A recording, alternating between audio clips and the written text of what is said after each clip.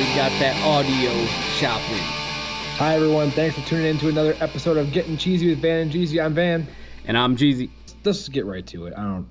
We ain't got time to screw around today. What do you mean we don't have time to screw around? I gotta tell everyone something they don't know. You laughed at my shopping. The thing that nobody knows, this is a secret, except for maybe Van, is we record every episode, video and audio. No one gets to hear the cue of the video, only the cue of the audio. It rhymes every week. So that's why it's shopping this week. I can't tell you what the video one was, but it was video popping, audio shopping. No, I knew what it was. I was just now you've revealed all the mystique. New this week. I love this one. You remember the discount double doink from last year, right? How could I forget? For anybody who doesn't know what discount double doink was, it was Cody Parkey of the Bears hitting the uprights on a 43-yard field goal that would have sent them to the NFC divisional round. They lost in the wild card round? Yeah. Sorry, Bears, you blew it. And so, obviously, Cody Parkey was let go. And I came across this article this week from 247sports.com. Apparently, the situation is so bad in Chicago, the Bears had to hire a kicking consultant. What exactly is a kicking consultant? Fuck if I know, man. Like, Jamie Cole was hired by the Bears last week, maybe. But my favorite part about this whole article is the first day of rookie minicamp for the Bears, Matt Nagy, the Bears head coach, brought in 8 kickers. And had them all, 8. Wow. And had them attempt Cody Parkey's 43-yard field goal miss. Guess how many made it? I don't know. All of them? 43 yards, no pressure? 2. What? 25%? 2 of them made it. This article says he had all 8 of the kickers attempt the 43-yard field goal in front of their teammates at the end of practice. Only 2 players made the kick. What is the point of having kickers? We should just... I'm sure that's what the Bears are saying. And let's not forget that before all of this, the Bears brought in a kicker from like Notre Dame or something named Chris Blewett. Oh, yeah, I remember that. Blewitt.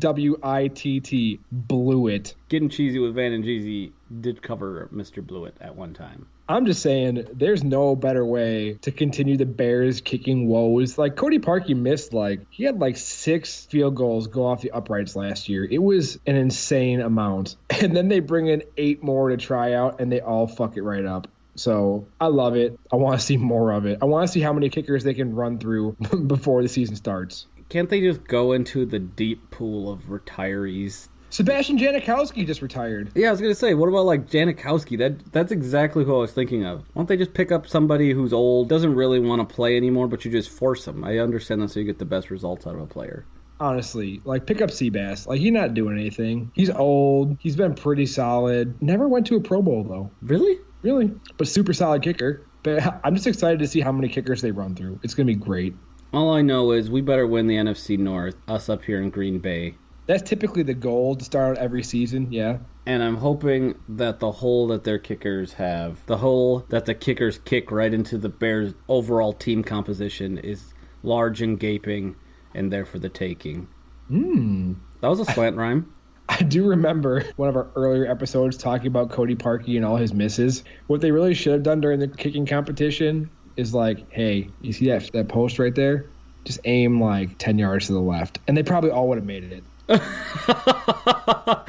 No, I remember what we said. We were saying we would play horse using Cody Parkey. That's right. For overtime, play horse, kicker trick shots. Honestly, that's still a good overtime rule. I would totally. It's not any different than a shootout in hockey or soccer. That's what I'm saying. I want a kicker shootout, but it's horse. HORSE. You lose. Can we make it shorter? Can we do pig maybe? No. Cat? If it's Cody Parkey, he's already losing before it gets to that point anyways. Fine. Do you think he ever gets another NFL job? Cody Parkey? Yeah. Maybe when he grows up one day, if he takes his Flintstone vitamins. Dude, he was a young-looking kid. He was very twiggly. But what about them legs? What about them quads? He didn't really have any, which is probably why he kept missing. Well. Anyways, shall we move on? 'Cause I'm cheesing my way back to you, Van, with a burning cheese inside. That's enough. Okay. That's just enough. Packers news. First-round draft pick Rashawn Gary, as we know, had some injury issues playing for Michigan, specifically his shoulder. Yes. ProFootballTalk.NBCSports.com insists that the Packers are downplaying the severity of it. It says the downplaying continued on Friday when Gary showed up for his first practice as a Packers. It says as a Packers, so maybe get your editing together, NBC Sports. With, in parentheses, drum roll, a brace on his shoulder. But Gary says, I'm comfortable with it, wearing it. Me and the trainers decided just to wear it. I feel comfortable playing with it, so I'm rocking it. I like LaFleur's comment. I think it's just totally precautionary. The article says he tries to adopt a this is fine type vibe. This is fine vibe is the dad vibe. Because nothing dad wants ever goes his way. It's fine. Dad thinks he's gonna marry, have a hot wife his whole life, have kids that all obey him, and fucking turn out great. Ends up with what he gets and goes, this is fine. Has to drink PBR only. Wait, we're talking about a dad or you? Let's skip ahead a bit. Anyways, this article makes it seem as if other teams may have strayed away from Gary due to the injury, but it says, to the extent the condition scared off other teams that may have taken Gary earlier, that's good news for Green Bay. If, of course, the shoulder really is fine. The last thing I want to see is that our first overall pick turns out not to be as healthy and as stable as we think he might be. Now, I think it's good, especially in training camp and in the offseason, to be taking precautions. There's no reason to get hurt early and not even get a chance to show what you have. Right. So I think this is good. It's fine. You mean this is fine? Is that your vibe? It's fine. Good. It's fine. I'm not worried about it. It's fine. Until dude's fucking arm falls off. His arm is not going to fall off. Walking off the field, carrying his one arm in his hand like Saving Private Ryan, going, it's fine. I've got this is fine kind of vibe going on right now. That's how I generally am feeling about our podcast today. This is fine. You guys don't know. You guys can't see. We're having audio issues, connection issues, but this is fine. We'll figure it out. I'll edit all this bullshit out. It's fine. This is fine. I say it all the time. I feel like when we're podcasting, I go, I'll edit it out. It's fine. I use that exact phrase. I go, it's fine.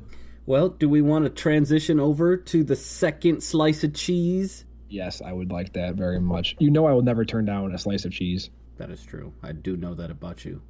You seen the movie Seven? Yes. The guy that they stuff him full of food till he dies? Yeah. That would happen to me if it was cheese. But it wouldn't be stuffing me full of food. It would be willing. What? Like that guy, they made him eat food until he died. For me, it would be like, hey, Van, you want another piece of cheese? And I'd be like, yeah. Hey, Van, you want some more cheese? Yeah. And then like 50 gallons of cheese later, I'm like halfway dead. Hey, Van, you want a piece of cheese? Yeah. I'm never going to say no to cheese in my life. What the actual fuck is wrong here? Ted Thompson. Ted Thompson. He loves cheese? Yeah, of course he does. He's only the second general manager in Packers history to be inducted into the Green Bay Packers Hall of Fame. Whoa, congratulations, Teddy. Joining Ron Wolf with that honor. When did they make it official? Like yesterday. Yesterday, Ted Thompson wasn't in the Hall of Fame. Now it seems that he is here to stay in the Packers Hall of Fame. Suddenly. Ted's not half the man he used to be. Teddy, what a hell of a job. Congratulations on being in the Packers Hall of Fame. If I were there, I'd buy you a Johnsonville bratwurst myself. Anyways, he said, I'm just a scout. Just a regular-ass guy. Just a humble dude. That likes cheese, of course. Ted Thompson is the dude that had the balls to draft Aaron Rodgers and be like, sorry, Brett, you keep jerking us around. See ya. So you were a supporter of that whole way that was handled? I was devastated. What are you talking about? I just had to ask. I don't know. You said it so confidently. Devastated. Oh, I remember. Like, you know how people remember where they were when the Challenger exploded or like when 9/11 happened? Yes. I remember where I was when 9/11 happened, and I remember where I was when Brett Favre finally retired from the Packers. Oh. I was in Mr. Ruel's band class, second period. My dad texted me or something. I walked out of band class. Connor Scott was in... what was that? Not Mrs. White, across from the band room. Short, old lady that did math. Oh, Mrs. Oh, shit. I cannot think of their name. Oh, that's gonna drive me crazy. Mrs. Welsh. Mrs. Welsh, that's good. That's good on you for remembering that. I walk out of band with Mr. Well.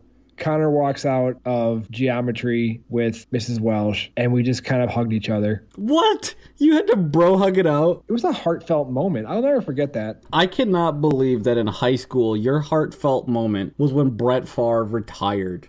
That's when you had a moment. Listen. Go ahead. I'm listening. I only said listen because I was waiting for you to start laughing when I said listen so I could stop the sentence. Well, like that. That's like that laugh right there. I was going to say listen. And if you would have done like your little, I would have just let it roll. But no, you get to call me on it. I'm sorry. Ted Thompson had the balls to draft Aaron Rodgers and let Brett Favre walk. He made a lot of good pickups in his time. Anybody from 2005 on. Ted Thompson overall, I think, did a good job. It's not an easy job. You're not going to make everyone happy. You know, it's one of those positions that you've got to let the results speak for themselves because you really cannot make everyone happy. You're going to hit on some, you're going to miss on some. And I think he hit far, far more than he missed on. So Ted Thompson, congratulations on the Hall of Fame. Well deserved. Agreed. Well deserved. Here it is, the moment you've been waiting for. Oh, am I not supposed to break out in song every time we do the new section? I was just waiting for you to like do some kind of like a patriotic like fist bump, little American flag in your hand, like this is a moment you've been waiting for. Da, da, da, da, da, da, da, da, da. Anyway, we're in the Gossip Girl section. You brought it back to TMZ this time. I did, but this one is so good. So DeAndre Hopkins, arguably the best receiver in the league. His mom. What? Okay, fine. Top 5 for sure. Just better.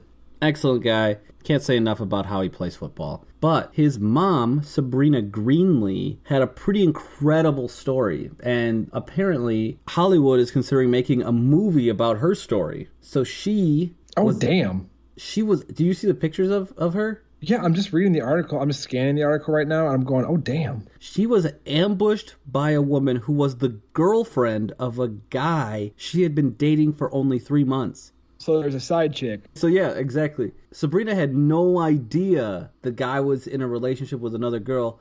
Anyway, this other girl went batshit crazy and threw a mixture of Red Devil Lye, also known as drain cleaner, and Clorox bleach at Sabrina's face. It blinded her immediately and almost caused her to suffocate.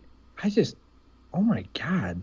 And she had to fight her way. What the fuck? She fought like hell to recover. She had 4 kids, including DeAndre Hopkins, who was only 12 at the time of the attack. It's crazy. God, what possesses people to do bullshit like this? I have no idea, but this shit is crazy. It says she fell into a deep depression, began to use alcohol heavily, but then somehow battled through it all, became an active and important mother to her kids and a leader in the community. So now Hollywood took notice. They're looking to do a movie about her story. That's great. Good for her. I'm glad she's doing all right.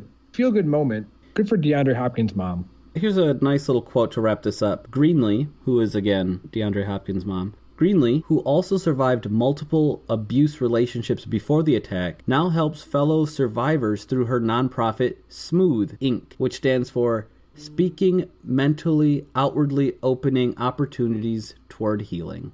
God, that's a mouthful. That is a mouthful. It is not smooth. Yeah, but I'm sure people only refer to it as smooth, and they know what it's one of those things. You generally know what it is. It's like scuba. Nobody goes around saying self-contained underwater breathing apparatus. I'm going to tell you right now, all of our listeners just learned what scuba stood for. Something I knew at one point, and then I didn't, and now I do again. There you go. Can I share another heartwarming story? Go ahead. I'm going to ask you a question, even though you already answered it before the call. Do you remember Ryan Shazier? Only vaguely. He was a linebacker for the Steelers who, fucked up his back real bad, got hurt real bad, took a hit against the Cincinnati Bengals, ended up with a spinal contusion, requiring surgery, ending his season, and not paralyzing him, but definitely putting his ability to walk in jeopardy. But he worked endlessly to be able to walk and move again with no restrictions. And the heartwarming part is, Jeezy. What's that? This weekend, he was able to dance at his own wedding. That's awesome. That's what, what? What? Are you tearing up? Don't look at me, Van. I don't want to talk about it. I'm Oh my fine. goodness. Do we need to get you a kiddie pool to stand in when you turn into a giant puddle of tears? Fine. I'm fine. That's just a. You're saying it's fine? Is it the vibe you've got? It's fine. It's fine. That's my vibe. Thank you, Matt LaFleur. It's fine. Other than that, Ryan Shazier says he definitely wants to play again. Yeah, he's a freak of nature. He's a beast out there. It would be awesome to see him come back. That would be definitely a wonderful story. That would be a wonderful story. I think the last thing we have for gossip section is something that's way over our heads because it's way the fuck too fancy for us. It's the Kentucky Derby. I don't think I own a piece of clothing that would be deemed to be acceptable at the Kentucky Derby. I don't know. I look at the outfits that these dudes are wearing. They're pretty much broing down. I don't have a top hat. What about like a Southern gentleman sombrero? I don't know what those hats are called, but it's like the Southern gentleman sombrero. A fedora? It's not a fedora exactly. It's like these big brim. They're like cowboy hats, but sort of like sombrero-y and also sort of like 1950s-y. Is it like one of those sun hats that women wear that are wavy as fuck and don't make sense? Look like a piece of like slightly cooked lasagna. Al dente. I don't have any of that shit to wear. Fine, get your shit together, and then we'll go. Do they serve PBR? I have no idea. Actually, one guy from work went to the Kentucky Derby. Maybe I'll ask him tomorrow. I know they have real expensive mint juleps. Ooh. I also know that we're probably not allowed there. Maybe we'll broadcast live from the Kentucky Derby and talk only about football. Us ambushing NFL play. Aaron Rodgers! Aaron! We're doing a podcast right now, Aaron! 1, 2, 3. There's like a fucking ton of NFL players here. So this is the next article. They have a picture here of all these people from the NFL. Among the distinguished attendees include Tom Brady, Von Miller, Baker Mayfield, Cardinals coach Cliff Kingsbury, and San Francisco 49ers quarterback Jimmy Garoppolo. They were all there, kicking it. You know some bullshit, though? But, look at Von Miller's hat. Scroll down just a smidge. Is it fucking bomb? It is the best hat. It is the hat to end all hats. With the flowers in it? Yeah, with the roses on it. What kind of hat is Tom Brady wearing? I don't know. That's what I was trying to tell you. It's like It looks like an awkward Happy New Year hat. It kind of reminds me of those pilgrim hats that people would wear at Thanksgiving time. Made when you were in first grade? That you made, exactly. It kind of reminds me of those. Made about construction paper? But it's like the wrong color. It's not black like that. This is like some... I don't know. I told you what I think it is. It's a Southern gentleman's sombrero. He bought it from the dollar store. It was a mistake of a Happy New Year hat. All right, maybe that's Tom Brady's, but Von Miller's hat... He looks like Jim Carrey in The Mask. Who? Tom Brady. Oh, he does kind of. But Von Miller's hat is so swag. I mean, I'll never be cool enough to wear that hat. Von Miller is swag. I mean, look at, he got all those chains. He's wearing a pinkish purple sports jacket. And he's got that gray hat with 2 roses on it. 2 huge roses on it. That's next level player. If I ever had to wear glasses, I hope I could wear them as well as Von Miller does. Because that dude is dreamy in glasses. Damn, agreed. One thing this article forgot was the Packers that were at the Kentucky Derby. Do you know who was there? No. Current Packers, Aaron Rodgers, David Bakhtiari, Devontae Adams, Brian Bulaga, Corey Linsley, Jimmy Graham, and special guest. What? More? Are you ready? Yeah. 2 former Packers. Take a guess. Former? Yes, take a guess. Brett Favre? No. Donald Driver? No. Get one more guess. One more guess, huh? Dorsey Levens? Oh, no. Okay, who? Why'd you make me guess? AJ Hawk. Okay. And Randall Cobb. Oh, there you go. Look at this picture of them partying. Look at Randall's face. Oh my God, he got that face. He could ask me to do anything. You could tell he's super fucked up, though. Look at Corey Linsley in the corner of this picture. Big ass white dude. Super fucked up. I think that's a big part of it. That's another reason why we're not allowed there is you would have like 2.5 PPRs and be so fucked up. I could have 3. No, we would be out of control. We aren't allowed to be there. So ESPN posted a video of Danny Amendola and Tom Brady making $100,000 bet after the Kentucky Derby. Danny Amendola misses, and then he's like, all right, double or nothing. They are fucking trashed. They are so drunk. How are you going to throw away $100,000? He might have won it. But still, how are you just going to be like, 100,000? Whatever, peasant money. I don't know how much 100K is in relationship to their overall salary. I don't think they understand how the poors like us function. I don't know. I saw that number. I was like, 100,000, double or nothing. I was like, oh my God, I got to work for years. I got to work for years and years after tax. So much money. It is. It's way too much. Anyway, check it out. ESPN's got it on their Twitter feed. It was posted Cinco de Mayo at 9:33 a.m. Good for you, Danny Amendola. Fuck you, Tom Brady. But I think Danny Amendola lost, though. And your stupid fucking hat, Tom Brady. Yeah, but, like, I'm pretty sure Danny Amendola lost. Well. Anyway, moving on to the interesting take section. We're talking about the future of football yet again. You pulled up this incredibly depressing starting article, and I just want to read the first line here. From the undefeated.com, article is titled, "The Real Future of Football is as an E-Sport." And the most depressing line to start an article ever. Football will disappear. Maybe not tomorrow, but at some point, football will practically vanish from popular culture. Okay, I'm sorry. It gets even sadder. I'm going to keep going. Not like a snap of the fingers, but gradually will recede from the horizon in a slow march away from its reign as America's pastime. This dude's really pulling on the heartstrings, man. Let me take it to the next 2 sentences. Too violent. Too many stories about ex-NFL players killing themselves to escape pain. This story from The Undefeated is by Brando Simio-Starkey, and I gotta tell you, he is pulling no punches. Yeah, Brando. Listen here, Brando. I just wanted to say that. Oh, it's okay. I thought you were going to actually say something. No, it was just fun to say, listen here, Brando. Like being a dad and saying, listen here, bucko. What the fuck? Anyway, we already covered in a past episode chronic traumatic encephalopathy, and we've talked about insurance and all the other different things. The NFL really does have a problem on their hands, no matter how you want to talk about it, how you want to think about it. This is a pretty grim outlook. And look, I love football. I love watching football. But in my head already, the NFL is starting to feel more like it's slipping into like a combat sport a little bit. More like boxing or, I wouldn't quite say MMA, but starting to slide that way a little bit.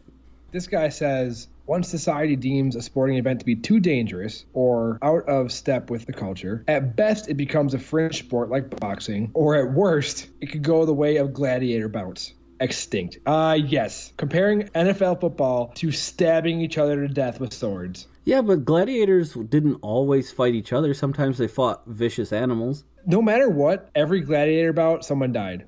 Whether it was a person or an animal, something died. Every time. I'm just saying that esports, it is... Maybe I'm a nerd, but I do draw some satisfaction watching really skilled video game players play video games. This is not my thing. It's not something I want to do every day. Don't get me wrong. I'm not one of those guys that's like, well, I'd rather go play the sport than watch someone else play the sport. No, fuck that. I would love to, but I can't play the sport anymore because I'm fat and I got a dad bod. But I've never been the kind of guy to be like, yeah, I'll watch that guy playing games. Fuck, man, I'll watch that guy playing games. But I think the NFL's got to be seriously careful as they tread water here about what is the future going to look like? What are you going to do? And this guy talks about it right here. He says, this idea hit me while watching the first season of the Overwatch League, a team-based first-person shooter video game. As he's trying to say that NFL is becoming too violent, this idea came to him as he's watching virtual players kill each other. Yeah, but that's what I'm saying. These kind of, what if you watch an esports game where every single player on the field was controlled by a real human? That would be a challenging thing, actually. The robots are taking over. That's not robots. That's you just. This is the beginning. Other sports are fine. No, robots taking over. That's it. Just submit to the robot overlords. It's done. How long until someone hacks that system and starts rigging games, and now we have a whole mess? Just let the robot overlords take over. Just let it be. It's fine. Mrs. Jeezy and I went to a baseball game last week, and you know what I told her? What did you tell her? It's not very likely to happen, but if we were to have an extremely athletically gifted child... Why is that extremely unlikely to happen? It's just not. It just doesn't. I mean, have you met Mrs. Jeezy? Have you met me? I will not make a single comment about Mrs. Jeezy because she is an angel. That is true. but I have met both of you. All right, let's get past that. But I told her,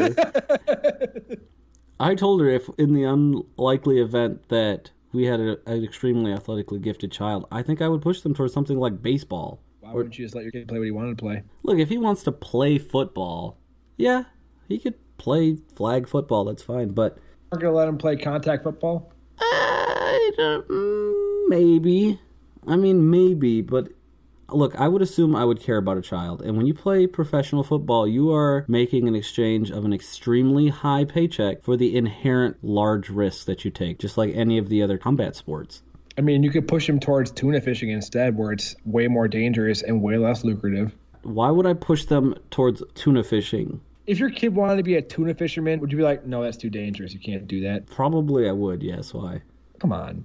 You're going to break your kid's dreams. If he spent like all his childhood watching like Wicked Tuna or whatever that TLC show is, and he was like, Dad, I want to be a tuna fisherman. You'd be like, no, son, you're not allowed to do that. First off, you're getting in a little bit into parent psychology. I would never tell a child that they can't do anything. I would wait until they ask my opinion. Because by the time they're that old, you can't tell people what to do. Papa Jeezy? Yeah. I want to be a tuna boat fisherman. Well, that's interesting. Have you looked into what it takes to do that? Yeah. And so do you understand the pros and cons, the risks and rewards? Yeah. All right, sounds good. Can I do it, Dad? Will you support me?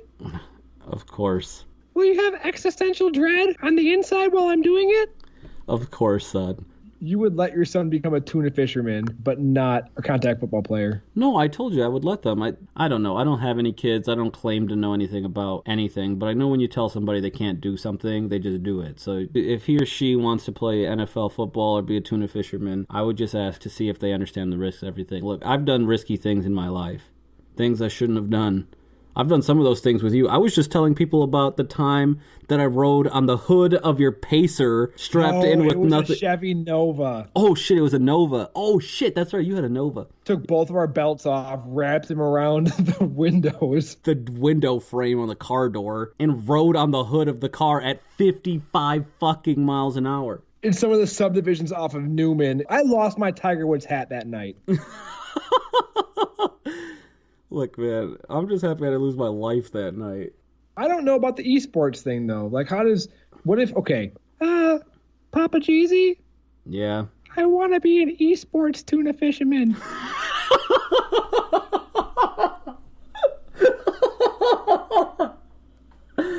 I support you all the way, son. I want to go on a boat and catch fish. Oh, well, have you considered the risks and rewards, the pros and cons of such a venture? I might get carpal tunnel. Okay, perfect. All right, good luck. Just remember, once you reach 18, you can't live here anymore.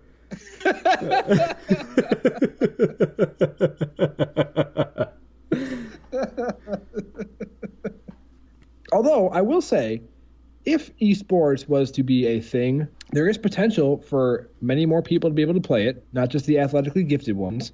Right. And for old folks, such as ourselves, to be able to play it. Right, I absolutely agree.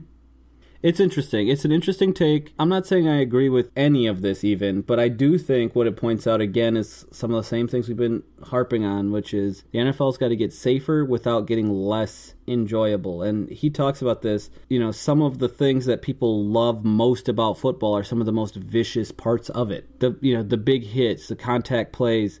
Yeah. Some people really cheer for that stuff, but also it's some of the most dangerous part of the game. That's right.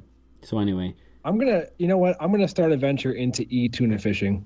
That's my get rich idea. I just want to quote Brando one last time. Technology is best when it does the work humans won't do or can't do safely. Is this turning us into Wall-E? We're all just a big bunch of lumps sitting on our recliners, like just all we can really move are our fingers to order food to be shoveled into our face, like. That doesn't sound too different than the current state of America. regardless, I do advocate everybody watching Wall-E. It's a fantastic movie. Wall-E is really good. I didn't really mean that, but honestly, what you just described is completely possible today. I could sit in a chair and order Uber Eats and have it delivered straight to my door, and you could pay someone to come feed you. And I could work from home if I work at all. You could develop bed sores from sitting for so long. I've got to stand up once in a while to go to the bathroom. No, you don't. No, you don't. I guarantee you someone's already made a gaming chair that has a hole in the ass. And you can just shit into a bedpan. I don't know how I feel about any of this last part of this. If not, I'm going to make it. This is taking a gruesome turn. With that, thanks for tuning in, everybody. Hey, everybody. Thanks for tuning in. Y'all the best part of this whole damn thing. You've been listening to Gettin Cheezy with Van and Jeezy. I'm Van. And I'm Jeezy. As always, check us out on Facebook, YouTube, SoundCloud, Stitcher, Google Play Music, iTunes. Did I say SoundCloud and YouTube and cheesypodcast.com? I think that's got to be everything. I said a lot of things. Did you say Spotify? Probably not. Spotify too, then. Okay, well, we're there too. Thanks for tuning in, everybody. Thanks, everybody.